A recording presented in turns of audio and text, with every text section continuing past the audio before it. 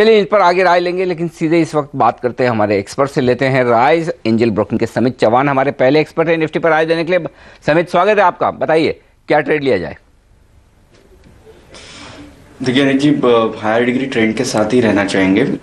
काफ़ी अच्छा सपोर्ट है अराउंड 8080 तो बाय साइड पे पोजीशन बनाना चाहेंगे विद स्टॉप लॉस ऑफ 8045 और आने वाले 2-3 दिनों में हम एक्सपेक्ट कर रहे हैं वापस एक बाउंस आ जाए जो 8200 8220 तक होगा। तो 8210 के टारगेट के लिए हम बाय पोजीशन के लिए रिकमेंड करेंगे। 8210 का लक्ष्य खरीदें निफ्टी को 8045 के स्टॉप लॉस के साथ, ये राय है समित की। क्या समित फिर निफ्टी के साथ साथ बैंक निफ्टी में भी खरीदारी करेंगे?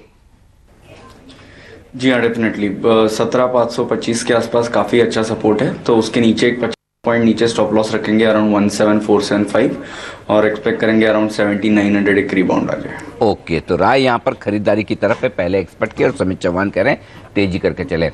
और अगले एक्सपर्ट है ट्रेड स्विफ्ट ब्रोकिंग के निशांत जैन, पूछते हैं उनको उनकी क्या राय है इस वक्त। बताएं निशांत, क्या कह रहे हैं निफ्टी के चार्ट्स? निफ्टी के चार्ट्स में थोड़ा माइनर डाउन ट्रेंड जरूर लग रहा है मुझे। यहाँ पर अगर कोई भी उछाल आता है तो उस पर एक सेल कॉल लेने की राय दूंगा मैं। 8170 के आसपास रेजिस्टेंस है तो वहाँ के लेवल्स पे स्टॉप लॉस रहेगा और जो मेजर सपोर्ट्स है वो 8000 के आसपास लग रहे हैं, तो 8000 का टारगेट रहेगा। ओके, 8000 का टारगेट है, नीचे फिसलेगा 8170 पर स्टॉप लॉस लगाकर बेचें आप निफ्टी को। ये राय है निशांत जैन की। हेम सिक्योरिटीज के रिसर्च हेड मनोज सचदेव हमारे अगले एक्सपर्ट है निफ्टी पर राय देने के लिए, पूछते हैं उनसे। बताएं मनोज, क्या सलाह दे रहे हैं आप अपने क्लाइंट्स को निफ्टी पर इस वक्त? अनिल जी, निफ्टी का डेली चार्ट देखेंगे तो अभी उसमें काफी रेंज बाउंड पोजीशन है। ऊपर में 8150, नीचे में 8080 का सपोर्ट है। जिधर का भी ये ब्रेकआउट आएगा उधर का मोस्टली ट्रेंड होना चाहिए, बट शॉर्ट टर्म में अभी निफ्टी को सेल करके चले। 8150 का एक स्टॉप लॉस लगाएं, नीचे में 8060 और 8010 तक के टारगेट देखने को मिलेंगे। ओके, तो ये राय है निफ्टी पर बिकवाली की, मनोज की तरफ से भी 8150 का उनका स्टॉप लॉस है और 8060 8010 पर वो अपनी शॉर्ट पोजीशन को करेंगे कवर। फोन लाइन पर हमारे साथ हैं malkansview.com के विशाल मलकान, और पूछते हैं उनसे। बताइए विशाल, क्या सौदा है आपका इस वक्त निफ्टी पर, तेजी का या मंदी? मैं समझता हूँ आफ्टर 2 दिन का जो करेक्शन हुआ मार्केट में वो एक इम्पोर्टेंट सपोर्ट पे निफ्टी ट्रेड करी है 8050 8070 के नजदीक। तो मैं 8070 के स्टॉप लॉस से बाय करना चाहूंगा और 8150 1-2 दिन का टारगेट रखूंगा और 8200 का 4-5 दिन का टारगेट रखूंगा, लॉन्ग करना चाहूंगा। ओके, यह है राय है खरीदारी की तरफ विशाल की। 8150 का लक्ष्य बड़ा इंटरेस्टिंग हो चुका है। 4 एक्सपर्ट से बात की, 2 कह रहे हैं तेजी करिए और 2 की राय है मंदी की तरफ। फाइनल वोट लेते हैं KR चौकसी सिक्योरिटीज के हेमंत कपाड़िया से, हमारे साथ है इस वक्त। हेमंत, मामला बराबरी का है, बताइए आपका क्या इरादा है? अनिल जी, सच पूछिए तो क्लियर नहीं है, एक नेगेटिव बायस है जो अभी तक खत्म नहीं हुआ है। राइट। लेकिन अर्ली चार्ट पे अगर आप देखेंगे अनिल जी तो MACD बाय में आ चुका है, तो एक हल्का सा बाउंस है, मतलब छोटा सा टारगेट, छोटा सा स्टॉप लॉस दूंगा। 8100 के आसपास की एंट्री अनिल जी, 8075 का स्टॉप लॉस और 8150 का टारगेट अनिल जी। ओके, तो ये है राय इस वक्त हेमंत की तरफ से खरीदारी की, और 1 से 2 दिनों के लिए आप 8075 पर स्टॉप लॉस लगाइए 8150 के लक्ष्य के लिए। 5 में से 3 एक्सपर्ट्स बुलिश, 2 की राय मंदी की तरफ। लेवल्स सपोर्ट जो साफ तौर पर नजर आ रहा है, पहला है 8070-75 के आसपास, उसके नीचे है 8000 का लेवल। ऊपरी स्तरों पर 8150 से लेकर 8000 की 200 की रेंज में अटकेगा बाजार, इस पर रखें नजर। ये लेवल को, ये रेंज को आपको करना है ट्रेड। चलिए, तो निफ्टी पर मामला थोड़ा सा कंफ्यूजन वाला है, तो स्टॉक फ्यूचर्स पर करते हैं फोकस। समित चौहान हमारे साथ हैं निफ्टी बैंक निफ्टी पर उनकी राय खरीदारी की, और 4 स्टॉक्स जो उन्होंने चुने हैं, चारों ही मिड कैप्स और चारों में है तेजी करने की राय। सबसे ऊपर DHFL, दीवान हाउसिंग फाइनेंस लिमिटेड। बताएं समित। देखिए 3 दिन पहले हमने एक अच्छा खासा प्राइस वॉल्यूम ब्रेकआउट देखा था। एक स्टॉक एक कंसोलिडेशन मोड में था, वहां से इसने एक क्लियर ब्रेकआउट दिया था 202 के एक रेजिस्टेंस से। वॉल्यूम काफ़ी ज़्यादा बढ़ चुके थे, जो उसके पास्ट 10-12 दिन का एवरेज वॉल्यूम था उसके 3 to 4 टाइम्स उसमें वॉल्यूम थे। तो वो इंडिकेट करता है कि इसका मोमेंटम ऊपर की तरफ शिफ्ट हो गया। 2 दिन में हमने हल्की एक प्रॉफिट बुकिंग देखी थी, बट 200 के आसपास काफ़ी अच्छा सपोर्ट है। सो ट्रेंड के साथ जाएंगे फॉर अ टारगेट ऑफ 220 और स्टॉप लॉस होगा अराउंड 198 का। तो ये है राय इस वक्त समित चौहान की आपके लिए खरीदारी के तौर पर DHFL में। और कल हमने स्टॉक में करेक्शन देखा था, लेकिन आज रिकवरी भी बेहतरीन, 1.25% मजबूत, 4% ओपन इंटरेस्ट में इजाफा। गोदरेज इंडस्ट्रीज जो दूसरा स्टॉक है आपकी लिस्ट में, बताएं इसके क्या टारगेट्स हैं? देखिए इस पे भी हम लास्ट 2 से 3 वीक से पॉजिटिव बायस से ही हम रेकमेंड कर रहे हैं। 2 वीक पहले हमने एक ब्रेकआउट देखा था, उसके रेजिस्टेंस से अराउंड 352 353। हालांकि लास्ट 5-6 दिनों में कंसोलिडेट हुआ है, बट अराउंड 350-52 हम अच्छा खासा सपोर्ट देख रहे हैं। और आने वाले प्रॉब्ली 4 या 5 दिनों में हम एक्सपेक्ट कर रहे हैं कि ये मोमेंटम ऊपर की तरफ शिफ्ट हो जाए। सो 380 का हमारा टारगेट होगा और 350 का स्टॉप लॉस होगा। आज है 0.5% कमजोर स्टॉक, ओपन इंटरेस्ट में 3% का इजाफा। खरीदारी की राय इस कमजोरी में गोदरेज इंडस्ट्रीज में। जेट एयरवेज, ये बड़ा इंटरेस्टिंग स्टॉक दिख रहा है जो आपने खरीदारी के लिए चुना है। क्या करेक्शन पूरा कर चुका है? 545-550 के आसपास जहां तक मेरा अंदाजा है, अच्छा सपोर्ट ले रहा है ये स्टॉक। यस अनिल जी, जैसे आपने बताया अराउंड 550-545 इसको काफ़ी अच्छा सपोर्ट है। जो उसमें एक रिसेंट रैली आई थी 450-460 के लेवल से टुवर्ड 650, वो उसने क्लियरली रिट्रेस की है 61% से। और लास्ट 5-6 दिनों की अगर प्राइस मूवमेंट देखे तो अराउंड समवेयर अराउंड 550-58 के आसपास वो सपोर्ट ले रहा है, वहाँ से रिबाउंड हो रहा है। तो आज एक टाइम जोन वाइज अगर हम देखें तो एक पॉजिटिव टाइम जोन में ये एंटर कर रहा है, इसलिए हम इसमें बाय रिकमेंड कर रहे हैं। फॉर अ टारगेट ऑफ 590 और 544 के स्टॉप लॉस से इसको बाय किया जा सकता है। ओके, तो जेट एयरवेज जो मजबूत है, आज के सेशन में भी यहाँ पर खरीदारी की जा सकती है। स्टॉक 1.25% मजबूत, तेजी करके चले 590 के लक्ष्य के लिए। लेकिन इस बीच अगली पिक ले उससे पहले आपके सामने ब्रेकिंग न्यूज। WPI इन्फ्लेशन के आंकड़े मई महीने के 0.79% या 0.8%, ये कह सकते हैं 0.35% से बढ़कर 0.8%, ये महंगाई दर का आंकड़ा आता हुआ दिख रहा है। तो हमारे अनुमान से थोड़ा सा ज़्यादा है, हम 0.65% के आसपास का अंदाज़ा लगाकर बैठे थे कि 0.65% के आसपास आएगा, तो महंगाई दर का आंकड़ा थोड़ा सा बेहतर आता हुआ दिख रहा है। 0.42 का हमारा अंदाजा था, तो उसके सामने 0.8% आया। तो महंगाई दर का आंकड़ा आपकी स्क्रीन पर थोड़ा सा बढ़कर आती हुई दिख रही है। बता दूं आपको, अप्रैल के महीने में ही महंगाई दर पॉजिटिव आई थी। लगातार 17 महीनों तक महंगाई दर नेगेटिव रही थी और उसके बाद ये महंगाई दर पॉजिटिव आई। तो ये अब दूसरा महीना है जब यह महंगाई दर का आंकड़ा पॉजिटिव आता हुआ दिखा है। सीधे चलते हैं, हमारे साथ यस बैंक की चीफ इकोनॉमिस्ट शुभदा राव कार्यक्रम में इस वक्त शामिल हो चुके हैं, फोन लाइन पर है। शुभदा जी, मैं आपको डिटेल में और बताऊंगा आंकड़ों का क्या बाइफर्केशन है, लेकिन पहले 0.8% के आसपास का महंगाई दर का आंकड़ा है, कैसे देखते हैं आप? लगातार दूसरा महीना पॉजिटिव आया है। शुभदा जी, क्या आप तक मेरी आवाज पहुंच रही है? जी जरूर। आई थिंक जो हम लोगों ने जो नेगेटिव, जी जरूर पहुंच रही है। जी बताएं। हमने पिछले कुछ 17-18 महीनों के जो प्रिंट्स नेगेटिव देखे थे, उसका एक टर्निंग पॉइंट आ चुका था अप्रैल में। कुछ हद तक तो वो सीजनल प्रेशर्स थे जो प्राइमरी आर्टिकल्स में आते हैं, फूड में आते हैं, और जो अंतर्राष्ट्रीय कच्चे तेल के जो दाम हम लगातार थोड़े बढ़ते हुए देख रहे हैं, उसका भी परिणाम हमने WPI में देखना शुरू किया था अप्रैल में। तो मेरे ख्याल से ये 2 महीने अगर हम लें अप्रैल और मई के, तो मेरे ख्याल से एक पॉजिटिव जो ट्रेंड बनी हुई है WPI की, वो बन चुकी है। पूरे साल के लिए हम जो देख रहे हैं वो 2.5-3% तक जाने की एक्सपेक्टेशन है, क्योंकि ये जो अप्रैल में जून के जो खास करके जो आंकड़े देखने को मिले हैं, वो मेरे ख्याल से जो वेजिटेबल प्राइसेस हाल ही में बढ़े हैं 2 महीनों में, और प्रोटीन्स के रिलेटेड जो बढ़े हैं, पल्सेस हैं या मीट्स एग है या फ्रूट्स है, मेरे ख्याल से ये सारे मिला के जो प्रेशर बना हुआ है पिछले 1 या 2 महीनों से, और शायद ये जून तक प्रेशर बना रहेगा, तो उसके सब चलते WPI को एक पॉजिटिव आंकड़े पर आके रुकना ये एक्सपेक्टेड था। हाँ, ये ज़रूर है कि हम इससे थोड़ा नीचे स्तर पर देख रहे थे WPI, लेकिन ये जो 0.8 जो है, ये ज़रूर एक विषय बन जाएगा कि आगे चल के और 1 या 2 महीनों में कितने हद तक हम ये एक अप ट्रेंड देखेंगे प्राइसेस में।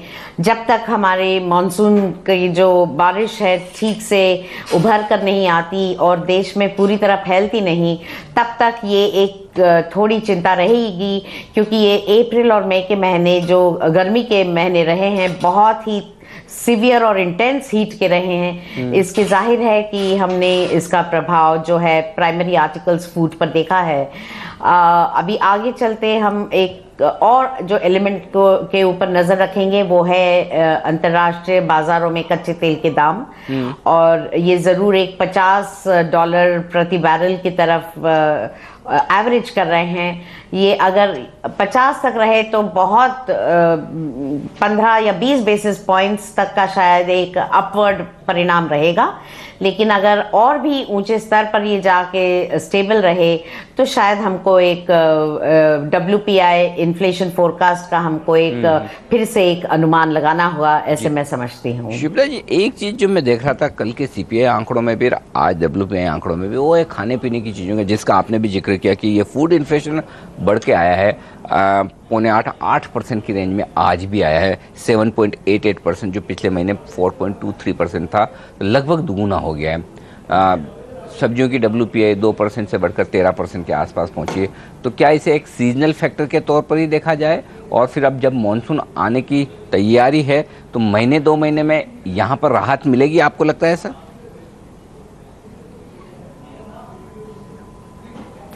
थोड़ी बहुत राहत मिलेगी ऐसा एक्सपेक्टेशन है। जहां तक कि वेजिटेबल्स और पेरिशेबल्स का जो एक सवाल उठता है, उन एलिमेंट्स पर जरूर एक राहत मिलेगी, लेकिन हमने पिछले 2 साल एक मॉनसून बहुत ही बिखरा हुआ, खराब एक देखा हुआ है, तो उस जाहिर है कि परिणाम जो है हमारे बफर स्टॉक्स पे है। हालांकि बफर स्टॉक्स में अभी भी राइस, व्हीट वगैरह अच्छे प्रमाण पर हैं, लेकिन गवर्नमेंट को कांस्टेंट टर्म्स में मॉनिटर करना होगा कि कहाँ पे प्राइस प्रेशर्स बने रहे हैं। जैसे कि पिछले 1 या 2 महीने में हमने फिर से पल्सेस की जो हैं, दालों के जो दाम हैं वो बढ़ते हुए देखे हैं।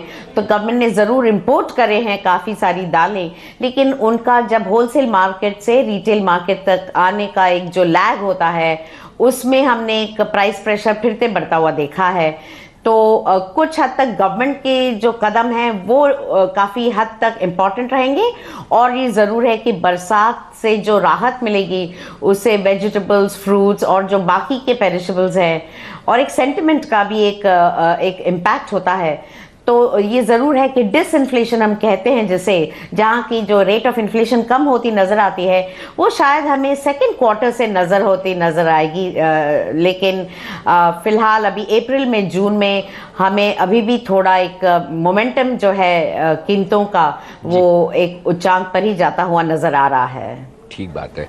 तो ये है राय इन्फ्लेशन के आंकड़ों पर शुभदा राव जी की तरफ से। शुभदा जी, बहुत बहुत शुक्रिया आपका हमारे लिए वक्त निकालने के लिए और इन्फ्लेशन के इन आंकड़ों पर विस्तार से अपनी राय देने के लिए। तो खाने पीने की चीज़ों के चलते महंगाई दर बढ़कर आती हुई दिख रही है, और होलसेल महंगाई दर लगातार दूसरे दिन हरे निशान में 0.8% रही है।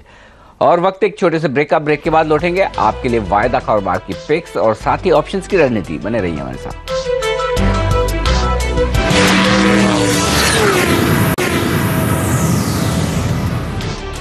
और अब वक्त ऑप्शंस की रणनीति लेने का वायदा कारोबार के एक्सपर्ट दीपेश मेहता हमारे साथ फोन लाइन पर जुड़ रहे हैं। लेते हैं उनकी रणनीति। बताएं दीपेश, कौन सा ऑप्शन ट्रेड किया जाए आज? Good afternoon Anil ji. अगर आप देखें तो अराउंड एक रेंज में आ गया, एक मार्केट अराउंड 8000 और 8300 के बीच में ट्रेड हो रहा है। सो समवेयर मुझे लग रहा है कि हो सकता है एक्सपायरी 8000 और 8100 के बीच में किधर आ जाए।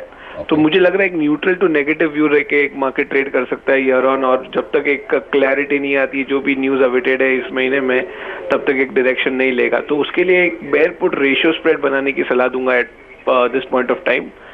तो उसमें 8100 का एक पुट जो तकरीबन 106 107 तकरीबन जो चल रहा है, वो एक लेके अराउंड 7900 का पुट अराउंड 2 सेल कर सकते हैं। तो अराउंड जो 8100 का पुट जो लेंगे वो उसमें कॉस्ट लगेगी 106 से 107 रुपए, और जो 7900 पुट जो तकरीबन 45-46 अभी चल रहा है, तो 2 बेचेंगे तो 90-92 इनका एक इनफ्लो होगा। तो जो नेट स्प्रेड लगेगी वो अराउंड 12 से 13 रुपए लगेगी ये पूरी स्ट्रैटेजी बनाने में। और ये स्प्रेड जब भी 60 से 70 के बीच में हो जाए, जो मुझे लग रहा है कि पोस्ट वो दोनों इवेंट्स हो ही जाएगा, और अगर ये मार्केट इस रेंज के अंदर रह गया तो अपनी एक स्ट्रैटेजी में प्रॉफिट बुक कर सकते हैं। तो जब भी ये स्प्रेड एक 7900 से नीचे उतर जाए, या जब भी ये स्प्रेड 5 रुपए के नीचे चला जाए तब ये एग्जिट भी कर सकते हैं स्प्रेड के अंदर। आपका ब्रेक इवन काफी नीचे आ रहा है जो अराउंड तकरीबन 7700 का है, तो तब तक आपको कोई नुकसान नहीं हो सकता। मैक्सिमम लॉस जो अपसाइड पे हो सकता है वो 12 से 13 रुपए है। लेकिन ब्रेक्जिट नहीं होना चाहिए, क्योंकि ब्रेक्जिट हुआ तो फिर 77 से आ जाए तो बड़ी बात नहीं। लेकिन फिलहाल अगर आपको लगता है कि मंदी होगी तो ये रणनीति सही है। 8100 का पुट खरीदे, 7900 के 2 पुट बेचें ताकि आपकी कॉस्ट कम हो जाए। 13 से 15 रुपए एक कुल मिलाकर खर्चा है। इस रणनीति में 60 रुपए का लक्ष्य रखें, 5 रुपए के आसपास का स्टॉप लॉस। रिस्क अनलिमिटेड तभी शुरू होती है जब 7700 को निफ्टी तोड़ दे। तो ऐसा हो तो वहां पर आप निफ्टी फ्यूचर्स बेचकर अपनी हेजिंग भी कर सकते हैं, ये जब भी हो। इस बीच उससे पहले अगर आपके लिए यहाँ पर भाव बढ़ जाए, स्प्रेड बढ़ जाए तो प्रॉफिट बुक करें। शुक्रिया दीपेश इस रणनीति के लिए। वक्त एक ब्रेक का, ब्रेक के बाद लौटेंगे, बजट पर करेंगे बातचीत। बने रहिए हमारे साथ। समित चौहान हमारे साथ हैं एंजल ब्रोकिंग के, और उन्होंने दी DHFL, गोदरेज इंडस्ट्री और जेट एयरवेज जैसे 3 बेहतरीन मिड कैप्स में खरीदारी की राय। लेकिन चौथा स्टॉक जो उनकी लिस्ट में है स्टॉक फ्यूचर्स का, वहां भी खरीदारी की राय, और वो भी है मिड कैप ही, REC, रूरल इलेक्ट्रिफिकेशन कॉर्पोरेशन। बताएं यहाँ पर समित क्या टारगेट्स आपने तय किए? देखिए जी, 1 जून को उसमें एक अच्छा खासा प्राइस मूवमेंट हमने देखा था, वॉल्यूम भी अच्छे खासे बढ़े थे, बट एक फॉलोअप बाइंग के मिसिंग होने की वजह से ये स्टॉक में थोड़ा कंसोलिडेशन हमने देखा है लास्ट 6-7 दिनों में। बट समवेयर अराउंड 160-150 हमें काफ़ी अच्छा सपोर्ट लग रहा है, और प्रॉब्ली जो मूव हमने 1 जून को देखा था उसका एक रिजम्पशन हमें लग रहा है आने वाले 4-5 दिनों में हम देख सकते हैं।